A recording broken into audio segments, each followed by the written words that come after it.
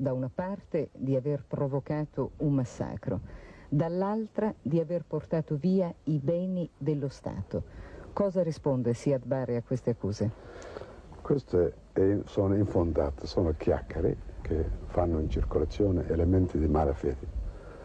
Io ho costruito la Somalia, non ho distrutto, non ho rubato, ho contribuito il mio avere. L'ho costruito quella che mi è stata donata da vari governi o paesi, in qualsiasi modo. Quando lasciai Mogadiscio c'erano tanti di quei regali che sono oro, sono stati ori. Che sono stati, scusi? Oro, sì. Preziosi. Preziosi. Regalatemi da vari capi di Stato, compreso medaglie consegnatemi, ma io non ho mai preso per me.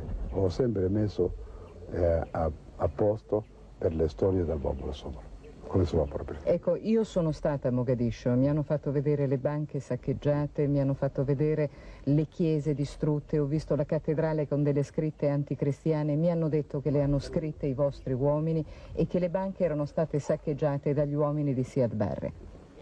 Hanno fatto loro, questa è la verità. Se non fosse così, cosa hanno fatto agli ospedali, cosa hanno fatto alle infermerie, cosa hanno fatto alle scuole, cosa hanno fatto? Cosa hanno fatto ai monumenti, cosa hanno fatto? Uffici, come hanno fatto? Perché saccheggiano così?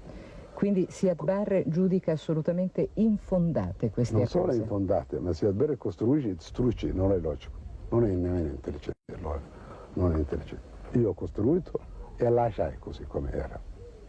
E tutte erano intatte quando lasciai.